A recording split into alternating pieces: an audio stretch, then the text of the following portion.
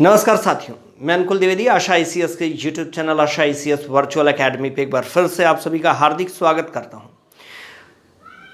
साथियों, अभी हम चला रहे हैं भारतीय संविधान का एक स्पेशल सीरीज, जहां आज हम इस सीरीज के दूसरे वीडियो में जानेंगे रेगुलेटिंग एक्ट 1773 के बारे में। रेगुलेटिंग एक्ट क्यों बनाया गया? ये बनाया गया ब्रिटिश संसद के द्वारा। यहां यानी जो ब्रिटेन में जो ब्रिटिश गवर्नमेंट बैठी हुई थी उसके द्वारा बनाया गया। किसके लिए? ब्रिटिश सरकार के द्वारा। ब्रिटिश सरकार के द्वारा किसके लिए बनाया गया? ये British east India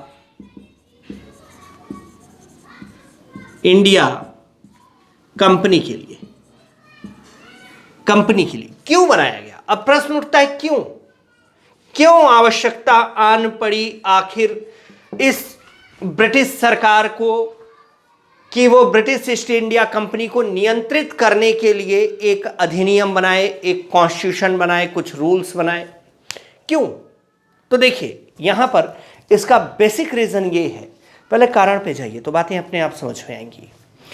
basic reason ये है कि ब्रिटिश ईस्ट इंडिया कंपनी, जिसे ब्रिटिश गवर्नमेंट ने भारत में एक व्यापारिक कंपनी के तौर पर विशुद्ध रूप से केवल लाभ कमाने के लिए भेजा था, इसके अलावा कुछ नहीं। 1608 में कंपनी आई जहांगीर के समय। सबसे पहले इसके सामने जो सबसे बड़ा चैलेंज था वो था भारत में व्यापारिक अधिकार प्राप्त करना, और इसके बाद ये कंपनी व्यापार में लगी रही और अपने उद्देश्य के अनुसार, जैसे उद्देश्य से आई थी लाभ कमाने के, ब्रिटिश गवर्नमेंट को बहुत ज्यादा प्रॉफिट भी इसने दिया। लेकिन British east India company Bharat में व्यापार करते हुए आगामी लगभग 100 वर्षों में ये बात समझ चुकी थी कि इस भारत देश में जहां व्यापार करके इतना लाभ कमाया जा सकता है, अगर, गौर फरमाइएगा, अगर इस पर पूर्ण रूप से राजनीतिक और प्रशासनिक नियंत्रण स्थापित कर लिया जाए तो जितना सोचा है उससे कई गुना ज्यादा लाभ हम यहां कमा सकते हैं। तो अब इनका दूसरा उद्देश्य क्या था? दूसरा उद्देश्य था इनका भारत में कि किसी भी तरीके से भारत को अपने अधिकार में लेकर के यहां पूरा अपना वर्चस्व स्थापित करना, एकाधिकार स्थापित करना। बहरहाल अभी इनकी हिम्मत नहीं हुई भारत में ऐसा करने की। इनकी महत्वाकांक्षाएं तो बड़ी ऊंची थी, लेकिन भारत पर जो राजनीतिक नियंत्रण था औरंगजेब तक, वो कुछ ऐसा था कि किसी दूसरी शक्ति को भारत में किसी भी प्रकार के महत्वाकांक्षा की अभिव्यक्ति पर अंकुश लगा हुआ था। किसी की हिम्मत नहीं थी कि भारत में मुगल सरकार के, मुगल शासन के खिलाफ वो अपने को एक शक्ति के रूप में स्थापित कर सकें। तो ब्रिटिश ईस्ट इंडिया कंपनी भी इससे परहेज कर रही थी, क्योंकि वो फालतू में आफत मोल नहीं लेना चाहती थी, कहीं भारत से बाहर निकलना ना पड़ जाए। जैसे ही 1707 में औरंगजेब की मृत्यु हुई और भारत पर उत्तरकालीन मुगल शासकों का राज हुआ, जिसमें आपके बहादुर शाह, जहांदर शाह और आपके रफीउद्दर्जात, रफीउद्दौला, फर्रुखशियर, मोहम्मद शाह, अहमद शाह, ये सब आए अयोग्य शासक। तब जाकर के ब्रिटिश ईस्ट इंडिया कंपनी ने धीरे धीरे अपनी महत्वाकांक्षा को बढ़ाना शुरू किया। लेकिन जैसे ही थोड़ा समय बीता, भारत में मराठों की सत्ता और मजबूत हो गई। अंग्रेजों के विरुद्ध एक और ऐसी शक्ति खड़ी हो गई जिसके खिलाफ अभी अंग्रेज मोर्चा खोल पाने में सक्षम नहीं थे, और खास तौर पे पेशवा बाजीराव प्रथम तक, यानी 1740 तक, मतलब 1720 से 1740 आपके पेशवा बाजीराव प्रथम रहे। तब तक भी अंग्रेज शांत रहे, क्योंकि अंग्रेज इनसे भी नहीं उलझना चाहते थे, क्योंकि ये एक ऐसी शक्ति थी मराठों की जिसे जीत पाना अभी फिलहाल अंग्रेजों के लिए संभव नहीं था। और अभी तक अंग्रेज जो है विशुद्ध रूप से एक व्यापारिक कंपनी बने रहे और लाभ कमाते रहे। लेकिन जैसे ही 1740 में पेशवा बाजीराव प्रथम की मृत्यु होती है, अंग्रेज व्यापारिक एकाधिकार के चक्कर में पड़ जाते हैं। स्थापित करने के लिए व्यापारिक एकाधिकार स्थापित करना चाहते हैं, और इसके लिए सबसे पहला उनका जो युद्ध होता है 1746 में, वो फ्रांस के साथ कर्नाटक वार के रूप में होता है। 1746 से ये युद्ध शुरू होता है और लगभग 1774-75 तक ये युद्ध लगातार चलता है। इस बीच ये 1757 में प्लासी में भी जीतते हैं, इस बीच ये बक्सर में भी युद्ध किए 1764 में। और इस प्रकार देखा जाए तो लगभग हम यहाँ पर देख सकते हैं कि भारत का अधिकांश भाग 1775 तक किनारे किनारे जितना जो कोस्टल रीजन और जो भी भारत का प्रोडक्टिव एरिया था उस पर ब्रिटिश ईस्ट इंडिया कंपनी अपना पकड़ बना चुकी थी। अगर मैं वर्तमान वाला नक्शा बना रहा हूं, दरअसल कारण ये है कि पुराना वाला अभी फिर दिमाग में आपके यही छपा रहता है तो बातें भी समझ में आएंगी।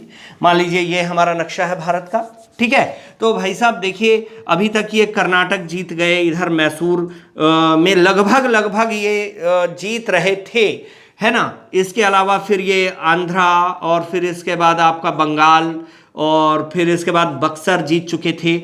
बीच में देखिए ये दिल्ली से लेकर के इधर तक का जो पार्ट है इनका लगभग ये मराठों के अधीन था। लेकिन जितना भी ये देखिए कोस्टल एरिया है, इवन इधर भी देखिए मुंबई और इधर का जो कोस्टल एरिया है ये अंग्रेज़ों के अधीन है, जिसमें आपका ब्रिटिश प्रेसिडेंसी अंग्रेज़ों की एक बनी हुई थी यहाँ पर, ठीक है। बॉम्बे प्रेसिडेंसी, मद्रास प्रेसिडेंसी और कलकत्ता प्रेसिडेंसी, ये 3 प्रेसिडेंसीज इधर अंग्रेजों की थी। कलकत्ता प्रेसिडेंसी। और इसके बाद ये युद्धों में उलझ गए और युद्ध में उलझने के बाद इनका जो मूल उद्देश्य था भारत में व्यापार का वो थोड़ा धूमिल पड़ गया। तो इससे क्या हुआ, ये जो भी पैसा कमाए थे वो युद्ध में लगना शुरू हुआ और ये कंपनी धीरे धीरे घाटे में जाने लगी। और जब घाटे में पड़ती चली गई तो एक समय ऐसा आ गया कि इस कंपनी को ब्रिटिश सरकार से 10 लाख पाउंड का उधार मांगना पड़ा। ब्रिटिश सरकार ने ये 10 लाख पाउंड का उधार तो दे दिया, लेकिन ब्रिटिश सरकार ने ये सोचा कि भाई साहब ऐसा कारण क्या है कि जो British east India company Bharat में व्यापार करने गई थी वो अचानक इतने बड़े घाटे में पड़ गई। इसके लिए ब्रिटिश सरकार ने क्या किया, एक 3 सदस्यीय गुप्त कमेटी बनाया, एक सेक्रेट काउंसिल बनाया। 3 सदस्यीय एक गुप्त कमेटी बनाया और इस गुप्त कमेटी का काम था भारत आकर के ब्रिटिश ईस्ट इंडिया कंपनी का जो भी हाल खबर था, जो भी वर्तमान स्थिति थी उनकी उस समय, उस पर पूरा एक रिपोर्ट तैयार करना कि इनसे क्या गलतियां हो रही हैं कि ये घाटे में जा रही है, ठीक है। तो ये कमेटी आई 1773 में और भारत आते ही सारा का सारा सिनेरियो क्लियर हो गया, सारा का सारा दृश्य इनके सामने उभर करके आ गया कि आखिर कारण क्या है ना। ये बॉम्बे प्रेसिडेंसी कि ये कंपनी जो है लगातार घाटे में जा रही है। तो सबसे पहली बार जब ये कंपनी आई और इसने भारत में ब्रिटिश ईस्ट इंडिया कंपनी की स्थिति का अध्ययन किया तो ये जान गई, इसको सबसे पहली बात तो ये दिखी कि जो बॉम्बे प्रेसिडेंसी है, जो मद्रास प्रेसिडेंसी और कलकत्ता प्रेसिडेंसी, ये तीनों प्रेसिडेंसियों में आपस में कोई भी जिम्मेदारीपूर्ण संबंध नहीं है, कोई किसी की बातें नहीं मानती, सबकी अपनी अपनी डफली, अपना अपना राग, अपने अपने उद्देश्य हैं। तो ऐसे में क्या है, जो ब्रिटिश ईस्ट इंडिया कंपनी की शक्ति है वो 3 भागों में अलग अलग मोर्चे पे डिवाइड है।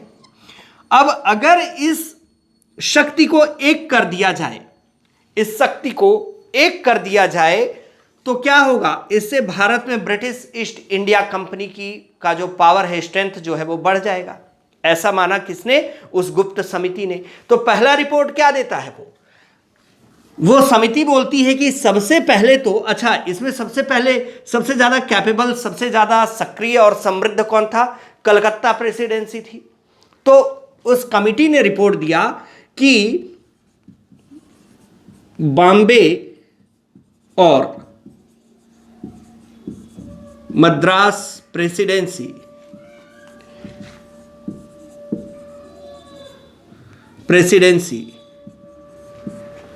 को कलकत्ता के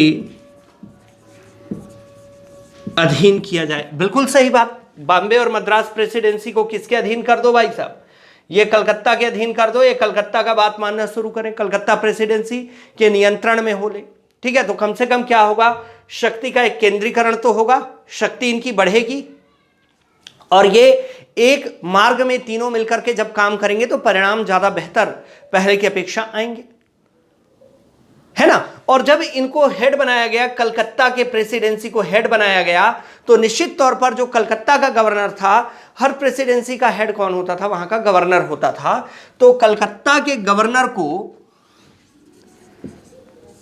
कलकत्ता के गवर्नर को तीनों प्रेसिडेंसी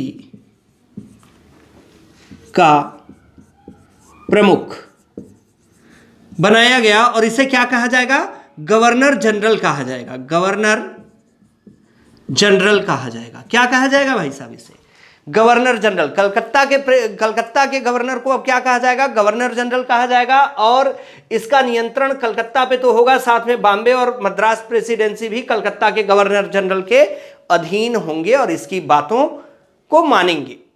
ठीक है, अब देखिए पहला गवर्नर जनरल कौन बना, वॉरेन हेस्टिंग्स, आप सभी को मालूम है। ठीक है, हमारा पहला जीएस यही होता है कि भारत का पहला गवर्नर जनरल कौन था, वॉरेन हेस्टिंग्स था। अब जब निश्चित तौर पे जाहिर है कि कलकत्ता के प्रेसिडेंसी की, गवर्नर जनरल की अगर जिम्मेदारियां बढ़ेंगी तो उसको काम करने के लिए एक विश्वसनीय टीम की आवश्यकता होगी, एक फेथफुल टीम की आवश्यकता होगी। तो जी हां, उसके लिए एक टीम भी बनाई गई जिसे क्या कहा गया, जिसे कहा गया गवर्नर जनरल की कार्यकारी परिषद। कार्यकारी परिषद क्या बना दिया गया, गवर्नर जनरल की कार्यकारी परिषद बनाई गई। ठीक है, अब ये कार्यकारी परिषद 4 सदस्यीय होगी, मतलब एक गवर्नर जनरल, एक आपका गवर्नर जनरल प्लस 4 सदस्य होंगे। इसके साथ क्या किया गया, एक ये भी यहां पर रिपोर्ट मतलब सिफारिश की गई कि कंपनी का कोई भी कर्मचारी, यानी serviceman of British east India company का कोई भी कर्मचारी भारत में निजी तौर पर व्यापार करने के लिए उस पर प्रतिबंध लगा दिया गया। ठीक है, तो कर्मचारियों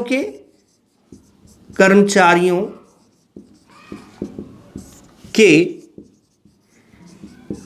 निजी व्यापार पर प्रतिबंध, इनके क्या किया गया, any type of engagement in private trade is prohibited totally.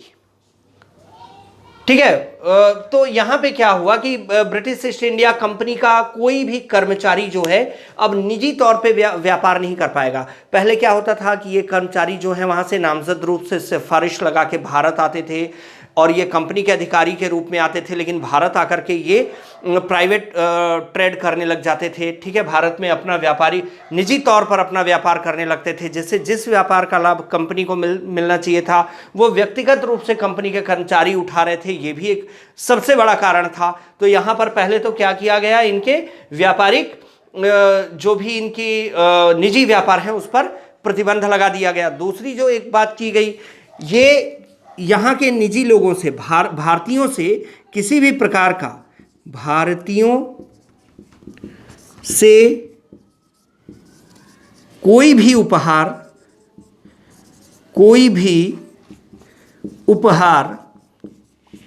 लेने पर प्रतिबंध। व्यापारियों से कोई भी उपहार लेने, भारतीयों से कोई भी उपहार लेने पर भी प्रतिबंध लगा दिया गया। इसके लिए एक व्यवस्था की गई कि इन सभी का वेतन भी बढ़ाया गया था। लेकिन एक चीज जो सबसे महत्वपूर्ण की गई वो क्या था, देखिए किसी को अब बोल दिए कि भाई इसको सब अपना प्रमुख मानो, तो देखिए मुखिया तभी कोई बनता है जब उसके पास न्यायिक अधिकार होता है, तभी वो माना जाता है कि ये मुखिया है, चाहे वो घर का मुखिया हो या कहीं का भी मुखिया हो।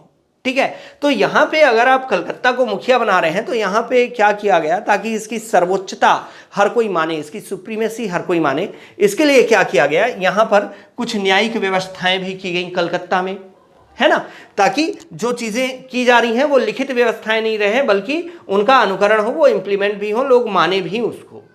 तो इसके लिए क्या किया गया, कलकत्ता में